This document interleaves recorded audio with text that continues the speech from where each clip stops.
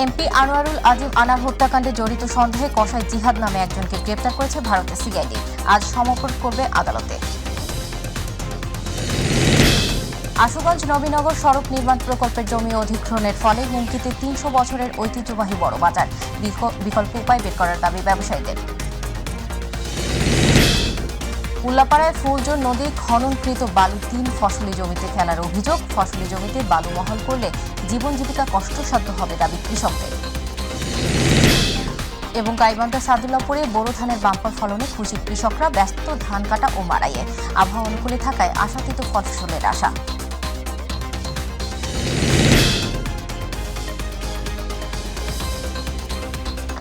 আসসালামু আলাইকুম দর্শক, আমন্ত্রণ জানাচ্ছি মাই টিভি জেলা সংবাদে। আপনাদের সাথে আছি আমি সওদা ইসলাম বর্ষা। শুনছিলেন সংবাদ শিরোনাম, এবারে বিস্তারিত। ঝিনাইদহ ৪ আসনের এমপি আনোয়ারুল আজিম আনার হত্যাকাণ্ডে জড়িত সন্দেহে কসাই জিহাদ নামে একজনকে গ্রেপ্তার করেছে ভারতের সিআইডি। আজ তাকে বারাসাত আদালতে সমর্পণ করার কথা রয়েছে। আনোয়ারুল আজিমকে হত্যা করা হয়েছে সে বিষয়ে নিশ্চিত হওয়া গেলেও এখনও তার মরদেহ উদ্ধার করা যায়নি। রিপোর্ট করছেন ইলিয়াস কমল। সংসদ সদস্য আনার হত্যাকাণ্ডে জিহাদ হাওলাদার নামে বাংলাদেশে অনুপ্রবেশকারী এক কসাইকে গ্রেফতার করেছে ভারতের সিআইডি। অবৈধভাবে মুম্বাই বাস করতেন তিনি। জিহাদ হাওলাদারকে আজ বারাসত আদালতে তোলা হবে। এমপি আনোয়ারুল হত্যাকাণ্ডের তথ্যের খোঁজে জিজ্ঞাসাবাদের জন্য জিহাদকে হেফাজতে নেওয়ার চিন্তা করছেন তদন্তকারীরা। ভারতীয় গোয়েন্দাদের ধারণা, ময়লার ভাঙারে ফেলা হয়েছে এমপি আনারের লাশের অংশবিশেষ।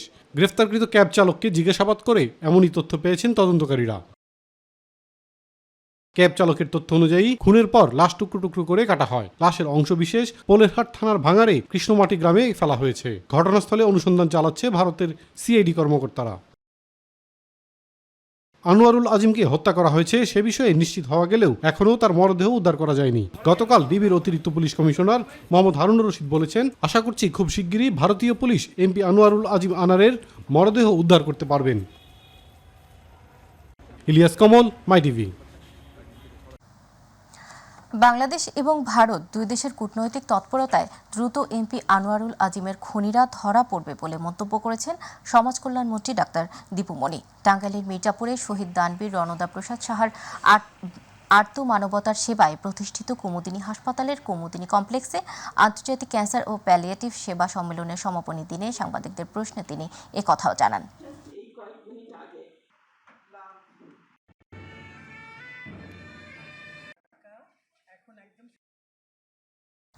আশুগঞ্জ নবীনগর সড়ক নির্মাণ প্রকল্পের জমি অধিগ্রহণের ফলে হুমকিতে ৩০০ বছরের ঐতিহ্যবাহী ব্রাহ্মণবাড়িয়ার নবীনগর বড় বাজার। ব্যবসায়ীরা বলছেন, অধিগ্রহণে বড় অংশ সড়কে চলে গেলে বাজার কার্যক্রম মুখ থুবড়ে পড়বে। তাই বিকল্প উপায় বের করার দাবি জানিয়েছেন তারা। নবীনগর প্রতিনিধি শ্যামাপ্রসাদ চক্রবর্তী শ্যামলের রিপোর্ট, জানাচ্ছেন ইলিয়াস কমল।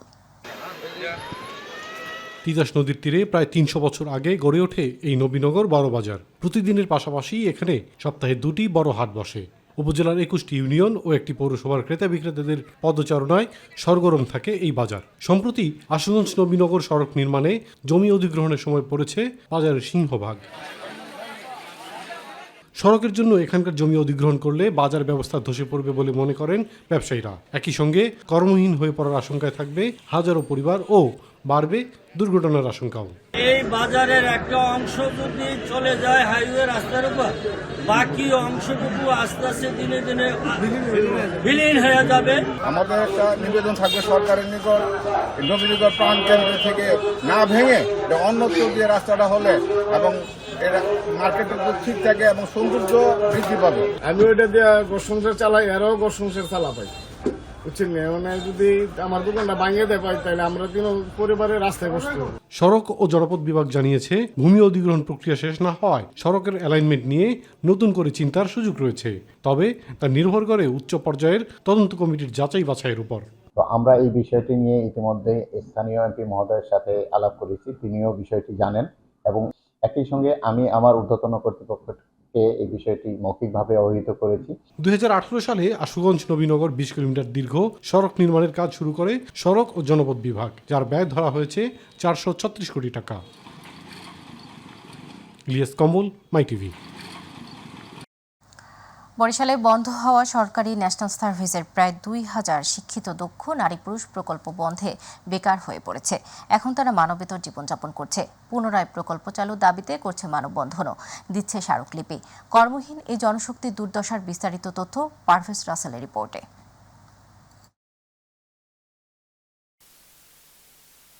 কর্মঠ শিক্ষিত নারী পুরুষ আর থাকবে না বেকার, সেই প্রতিশ্রুতিতে বিগত বছরে সরকার বিভিন্ন পর্যায়ে দেশে চালু করে ন্যাশনাল সার্ভিস প্রকল্প। সরকারি স্বাস্থ্য, কৃষি, মৎস্য, শিক্ষা, তথ্যসহ গুরুত্বপূর্ণ দপ্তরে শূন্য পদগুলোতে শর্ত সাপেক্ষে সংযুক্ত করা হয়। সবার সাথে একসাথে কাঁধে কাঁধ মিলিয়ে যেন দেশের উন্নয়ন করতে পারি। চাকরির যার যেখানে আমরা ছিলাম, যে সেবায় ছিলাম, আমাদের আগের জায়গায় ফিরিয়ে দেওয়া হোক। ৩ মাসের প্রশিক্ষণে 2 বছর মেয়াদে কর্মভাতা পেত ৬,০০০ টাকা। এই কর্মসূচিতে অংশ নেয় বরিশালী প্রায় ২,০০০ শিক্ষিত নারী পুরুষ। তবে প্রকল্প শেষে অনেকেই আজ মানবেতর জীবনযাপন করছে। আমরা শিক্ষিত, আমরা দক্ষ এবং আমরা প্রশিক্ষিত, আমরা কেন বেকার থাকব? আমাদের দেশের সম্পদে পরিণত হই, আমরা বেকার হয়ে থাকতে চাই না। সব সময় সব মেয়েদের চাকরি হয়েছে, আমাদের চাকরি কেন হয়? সরকারি বা বেসরকারি দপ্তরের জনবল সংকটের স্থানগুলোতে দক্ষতা অনুযায়ী সংযুক্ত করে নতুন প্রকল্প বাস্তবায়নের দাবি তাদের। ডাল ভাত খেয়ে যদি বাঁচতে পারি, এই দাবি আমরা সরকারের কাছে আমি চাচ্ছি। রাজস্ব খাতে স্থানান্তর করে, এটা আমাদের জন্য খুবই উপকৃত হবে। শিক্ষিত বেকারদের কর্মসংস্থান যদি ব্যবস্থা না করতে পারি, তাহলে তো সেই জায়গাটায় বঙ্গবন্ধুর স্বপ্নে সোনার বাংলাদেশ আমরা কখনোই পাবো না। তাদের দাবিগুলো কর্তৃপক্ষকে জানানোর আশ্বাস দেন সদর উপজেলা নির্বাহী কর্মকর্তা। সংশ্লিষ্ট যারা আছেন তাদের কাছে আমি প্রপার চ্যানেলে এটা পাঠাবো। আশা করি এখানে যে সঠিক সিদ্ধান্ত উপর থেকে, মহল থেকে, সেটি নেওয়া হবে। এই কর্মসূচিটি সরকারের একটি মহৎ উদ্যোগ ছিল বলে এদের দক্ষ করে তোলা হয়েছে এমন দাবি জেলা প্রশাসকের। এই প্রশিক্ষণ নিয়েছেন, তাদের উচিত তাদের সেই দক্ষতা যেটা অর্জিত হয়েছে সেটাকে কাজে লাগিয়ে একটি ভালো কর্মসংস্থান খুঁজে নেওয়া। দক্ষ শিক্ষিত যুব সমাজকে সরকারের বিভিন্ন দপ্তরের জনবল সংকট মেটাতে এই শক্তিশালী যুব সমাজকে কাজে লাগালে এরা আর বোঝা নয়, হবে দেশের সম্পদ। পারভেজ রাসেল, মাই টিভি, বরিশাল। সিরাজগঞ্জের উল্লাপাড়ায় ফুলজোর নদীর খননকৃত বালু জোরপূর্বক 3 ফসলি জমিতে ফেলার অভিযোগ উঠেছে প্রভাবশালীদের বিরুদ্ধে। কৃষকরা বলছেন, তাদের উৎপাদিত ফসলি জমিতে বালু মহল করলে জীবন জীবিকা নির্বাহ করা কষ্টসাধ্য হয়ে যাবে। তবে সংশ্লিষ্ট কর্তৃপক্ষ বলছে, বিষয়টি খতিয়ে দেখে দ্রুতই প্রয়োজনীয় ব্যবস্থা নেওয়া হবে। প্রতিনিধি আনিসুর রহমান লিটনের রিপোর্ট।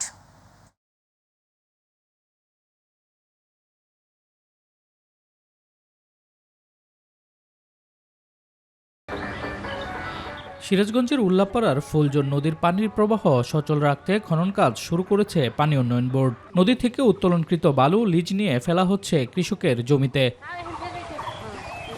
অভিযোগ উঠেছে, উপজেলার পঞ্চক্রোশী ইউনিয়নের প্রায় 100 বিঘা ফসলি জমিতে ভর্তুকি না দিয়ে বালু ফেলার পায়তারা করছে একটি মহল। এতে কৃষি নির্ভরশীল অন্তত 2000 পরিবার ক্ষতিগ্রস্ত হবে বলে জানিয়েছেন স্থানীয়রা। এই 90 বিঘা 100 বিঘা জমির মধ্যে বালুর পয়েন্ট দেয়া এই সাধারণত গরিব মানুষের ক্ষতিগ্রস্ত চাইতেছে। সেই কৃষি খাতটাই যদি আমাদের ধ্বংস হয়ে যায়, তাহলে এই পরিবারগুলো কোথায় গিয়ে দাঁড়াবে? 90 বিঘার মতো জমি ক্ষতির সম্মুখীন হবে, পাশে জলাবদ্ধতা সৃষ্টি হবে। আমার জায়গায় মনে করেন যে জোরপূর্বকভাবে বালুর পয়েন্ট করব। এই জমিতে যেন বালুর পয়েন্ট করতে না পারে মজিবার এবং শুকুর আলী। কিছু লোক বালুর মহাল করার জন্য আমিনুল ইসলাম ও শুকুর আলী বালু ফালানোর জন্য চেষ্টা করছে। ফসলি জমি নষ্ট করলে কৃষকরা আর্থিক ক্ষতির মুখে পড়বে বলে দাবি এই জনপ্রতিনিধির। কৃষকদের কোনো প্রকারের সাথে কথা না বলে ভর্তুকি না দিয়ে তারা জোরপূর্বক জবরদখল করিয়া তাদেরকে জমিতে বালু মহল করতে হচ্ছে। কৃষি অফিস থেকে ইতিমধ্যে জায়গা পরিদর্শন করে ঊর্ধ্বতন কর্তৃপক্ষকে জানানো হয়েছে বলে জানান কৃষি কর্মকর্তা। কৃষকরা এই 200 বিঘা জমি কৃষকদের 3 ফসলি জমি যদি নষ্ট হয়ে যায়, তাদের আমার টোটাল উপজেলার উৎপাদনে সেটা ব্যাহত হবে। বিষয়টি খতিয়ে দেখে প্রয়োজনীয় ব্যবস্থা নেওয়ার আশ্বাস দেন পানি উন্নয়ন বোর্ডের এই কর্মকর্তা। আপনি দেখবেন যে এই লোকালও কিছু দালালের মধ্যে আছে, আমার ধারণা, আমি জানি না, আমি আসলে যাই হোক, ওনারা যদি আমার কাছে লিখিত একটা আবেদন দিতে বলেন, আমি এটা সেনাবাহিনীকে বলবো এবং মুখে বলবো, তারা যেন এটা বন্ধ, মানে কাজটা বন্ধ করে। অসহায় কৃষকদের কথা চিন্তা করে ফসলি জমি রক্ষায় প্রয়োজনীয় ব্যবস্থা গ্রহণ করবে সংশ্লিষ্ট কর্তৃপক্ষ, এমনটাই প্রত্যাশা এলাকাবাসীর। শামস তাবরিজ উচ্ছ্বাস, মাই টিভি নিউজ ডেস্ক।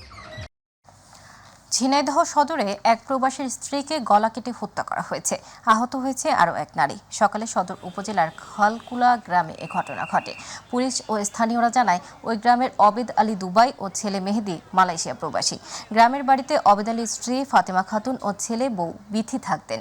রাতে দুর্বৃত্তরা বাড়ির ব্যালকনির ইট ভেঙে ঘরে প্রবেশ করে দুইজনকে গলা কেটে মৃত ভেবে বাসার নগদ টাকা নিয়ে পালিয়ে যায়। ফাতেমা খাতুন মারা গেলেও বিথি বেঁচে ছিল।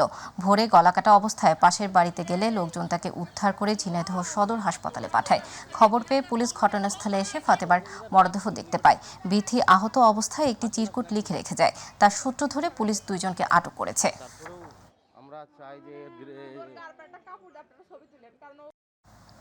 মাদারীপুরের ডাসারে পল্লী বিদ্যুৎ সমিতির অস্বাভাবিক ভূতুড়ে বিদ্যুৎ বিলের অভিযোগ জানিয়েছে ভুক্তভোগীরা।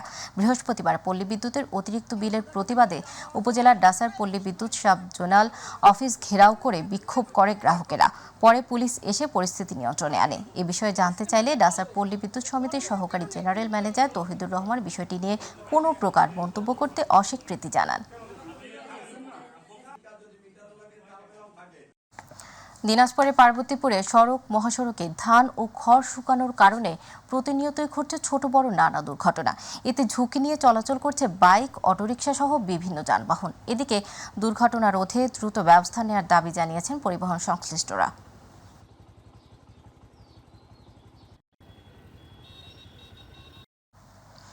তীব্র তাপদাহের কারণে দেশে উৎপাদিত ফসল নষ্ট হওয়ায় এর প্রভাব পড়েছে কাঁচামরিচের বাজারে। ফলে দেশের বাজারে 40 টাকা কেজির কাঁচামরিচের দাম বেড়ে দাঁড়ায় 200 টাকায়। এর সংকট নিরসনে দীর্ঘ 6 মাস বন্ধ থাকার পর গতকাল দিনাজপুরের হিলি স্থলবন্দর দিয়ে ভারত থেকে কাঁচামরিচ আমদানি করা হয়।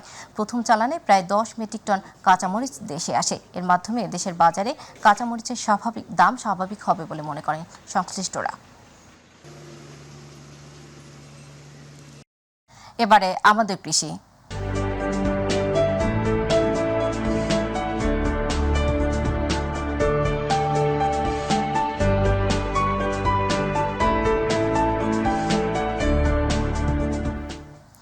গাইবান্ধা সাদুল্লাপুরে চলতি বছর বোরো ধানের বাম্পার ফলন হয়েছে।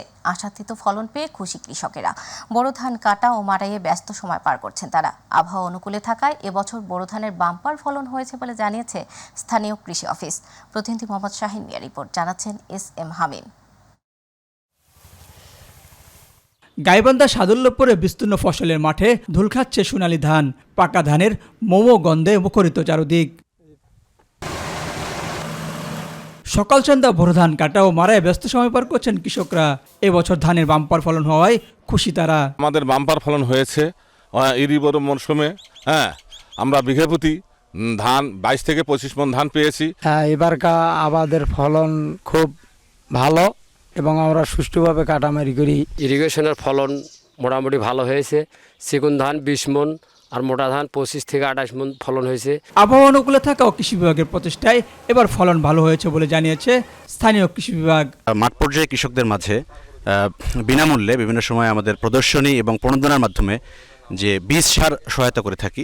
মাননীয় প্রধানমন্ত্রী আমাদের প্রায় 8000 জন কৃষককে কৃষি প্রণোদনা এবং পুনর্বাসনের আওতায় বোরো ধানের বীজ এবং সার, এমওপি এবং ডিএপি সার আমরা কৃষকদের মাঝে দিয়েছি। এবছর সাদুল্লাপুরে 15,620 হেক্টর জমিতে বোরো ধানের আবাদ হয়েছে। এস.এম. হামিম, মাই টিভি। লালমনিরহাটের মৃত্তিকা সম্পদ উন্নয়ন ইনস্টিটিউটের আয়োজনে সদর উপজেলার মহেন্দ্রনগর ইউনিয়নে মাটি পরীক্ষা ভিত্তিক সুষম মাত্রায় সার প্রয়োগের উপর স্থাপিত হাইব্রিড ভুট্টা ফসলের প্রদর্শনীর মাঠ দিবস হয়েছে। অনুষ্ঠানে ঊর্ধ্বতন বৈজ্ঞানিক কর্মকর্তা মশিউর রহমানের সভাপতিত্বে প্রধান অতিথি ছিলেন জেলা প্রশাসক মোহাম্মদ উল্লাহ। এ সময় কৃষি সম্প্রসারণ অধিদপ্তরের জেলা প্রশিক্ষণ কর্মকর্তা শাহ আলম মিয়া, উপজেলা কৃষি কর্মকর্তা হাসিনুর রহমান সহ অন্যান্যরা উপস্থিত ছিলেন।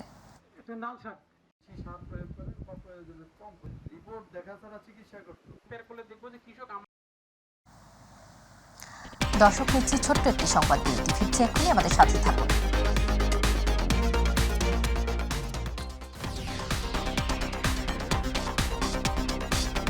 দর্শক, স্বাগত আরও একবার। আপনারা দেখছেন মাই টিভি জেলা সংবাদ।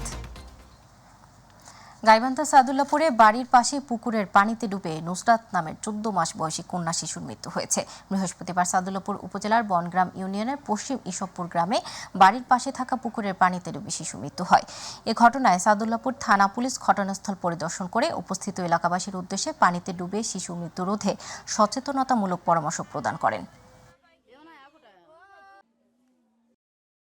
নড়াইলের লোহাগড়া উপজেলা বিআরডিবি আয়োজনে মহিলাদের জন্য সমন্বিত কর্মসংস্থান সহায়তা প্রকল্প দ্বিতীয় পর্যায়ে কিশোরীদের সচেতনতামূলক প্রশিক্ষণ হয়েছে। পল্লী উন্নয়ন অফিসার কামরুজ্জামান মিয়া সভাপতিত্বে সভায় প্রধান অতিথি ছিলেন উপজেলা নির্বাহী কর্মকর্তা জহুরুল ইসলাম, লোহাগড়া থানার ওসি তদন্ত আল মামুন, উপজেলা মহিলা বিষয়ক কর্মকর্তা শিরিন আক্তার সহ আরও অনেকে।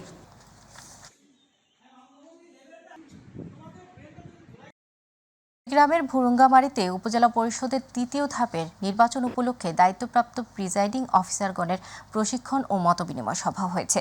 প্রশিক্ষণ ও মতবিনিময় সভায় উপজেলা সহকারী কমিশনার তাহমিদুল ইসলামের সভাপতিত্বে প্রধান অতিথির বক্তব্য রাখেন জেলা প্রশাসক সাইদুল আরিফ।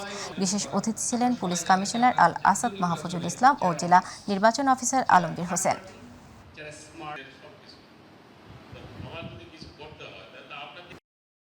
আসন্ন ষষ্ঠ উপজেলা পরিষদ নির্বাচন উপলক্ষে গাইবান্ধা সাদুল্লাপুরে ভোট গ্রহণ কর্মকর্তাদের দিনব্যাপী প্রশিক্ষণ কর্মশালা হয়েছে। বৃহস্পতিবার উপজেলা প্রশাসন ও উপজেলা নির্বাচন অফিসের যৌথ আয়োজনে প্রশিক্ষণ কর্মশালায় উপজেলা নির্বাহী কর্মকর্তা কাউসার হাবিবের সভাপতিত্বে ও এসিল্যান্ড মোহাম্মদ আসাদুজ্জামানের সঞ্চালনায় বক্তব্য রাখেন গাইবান্ধা জেলার জেলা প্রশাসক কাজী নাহিদ রসুল, পুলিশ সুপার কামাল হোসেন, জেলা নির্বাচন কর্মকর্তা আব্দুল মোত্তালিব। দিনাজপুরের ফুলবাড়ীতে 5 জুন উপজেলা পরিষদ নির্বাচনে ভোট কেন্দ্রের জন্য আনসার ও ভিডিপির সদস্যদের যাচাই বাছাই করা হয়েছে। উপজেলায় 63টি ভোট কেন্দ্রে 920 জন আনসার ভিডিপি সদস্যদের যাচাই বাছাই করেন জেলা আনসার ও ভিডিপি অ্যাডজুট্যান্ট মঞ্জুরা বেগম, উপজেলা আনসার ও ভিডিপি কর্মকর্তা রীতা রায় ও উপজেলা আনসার ভিডিপি প্রশিক্ষক সুশান্ত চন্দ্র সরকার। ঝালকাঠির নলছিটিতে ষষ্ঠ উপজেলা পরিষদ নির্বাচনে বিজয়ী নবনির্বাচিত চেয়ারম্যান সালাহ উদ্দিন খান সেলিমকে ফুল ছিটিয়ে ও মিষ্টিমুখ করিয়ে সংবর্ধনা দেয় দপদপিয়া এলাকাবাসী। এ সময় মিন্টু খন্দকার, রেজাউল করিম খান টুটো, শাহিন মাস্টার, নাসির, মৃধা, সাইফুল শিকদার সহ নেতাকর্মী সাধারণ জনগণ উপস্থিত ছিলেন। সংবর্ধনা অনুষ্ঠানে নবনির্বাচিত চেয়ারম্যান বলেন, যে কোনো প্রয়োজনে এবং এলাকার উন্নয়নে এলাকাবাসীর পাশে থাকবেন তিনি।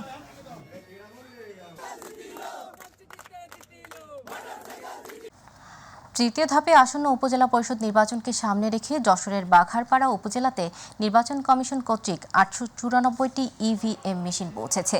আগামী 29 মে অনুষ্ঠিতব্য নির্বাচনে উপজেলার 70টি কেন্দ্র ও 569টি বুথের বিপরীতে ব্যবহৃত হবে প্রস্তুতকৃত মেশিন। এ সময় উপজেলা নির্বাচন কর্মকর্তা ওয়াহিদা আফরোজ, উপজেলা প্রকল্প বাস্তবায়ন কর্মকর্তা ইস্তিয়াক আহমেদ সহ দাপ্তরিক কর্মকর্তারা উপস্থিত ছিলেন।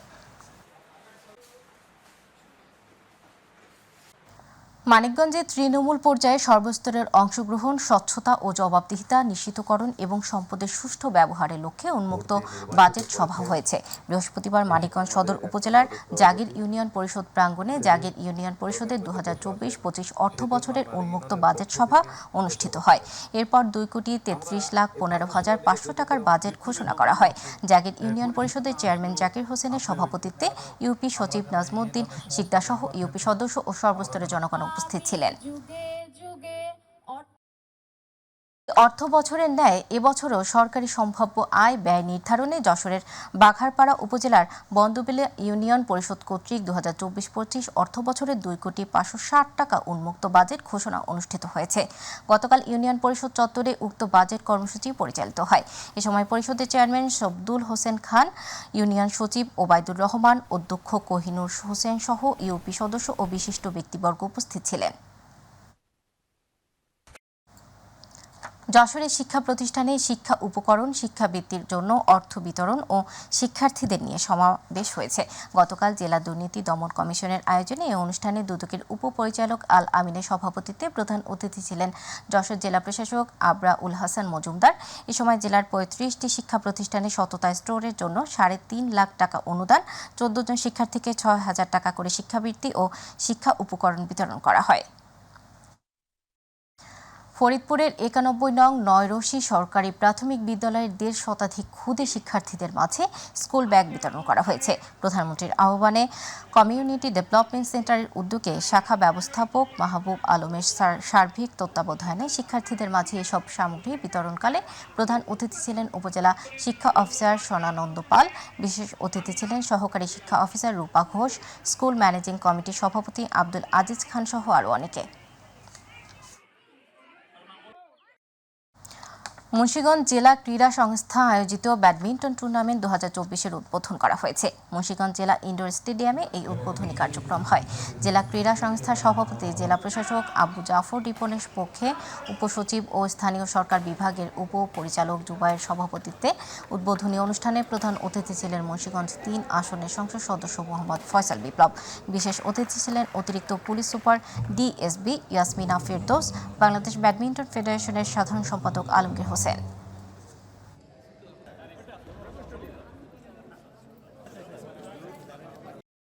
দর্শক, সংবাদের শেষ প্রান্তে আমরা যাবার আগে সংবাদ শিরোনামগুলো জানিয়ে দিচ্ছি আরও একবার। এমপি আনোয়ারুল আজিম আনার হত্যাকাণ্ডে জড়িত সন্দেহে কসাই জিহাদ নামে একজনকে গ্রেপ্তার করেছে ভারতের সিআইডি। আজ সমর্পণ করবে আদালতে। আশুগঞ্জ নবীনগর সড়ক নির্মাণের প্রকল্পের জমি অধিগ্রহণের ফলে হুমকিতে ৩০০ বছরের ঐতিহ্যবাহী বড় বাজার। বিকল্প উপায় বের করার দাবি ব্যবসায়ীদের।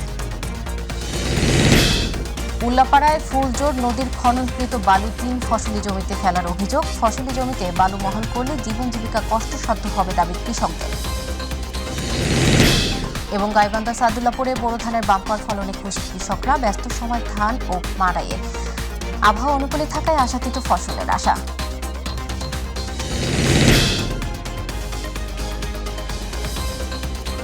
দর্শক, এখনকার সংবাদ ছিল এই পর্যন্ত। সাথে থাকার জন্য ধন্যবাদ। এছাড়া ইউটিউবে মাইটিভি সংবাদ পেতে ভিজিট করুন youtube/mytvbd নিউজ এবং আমাদের অনুষ্ঠান দেখতে ভিজিট করুন youtube/mytvবাংলা, facebook/mytvবাংলা। পরবর্তী সংবাদ দেখার আমন্ত্রণ জানিয়ে জানাচ্ছি। আল্লাহ হাফেজ।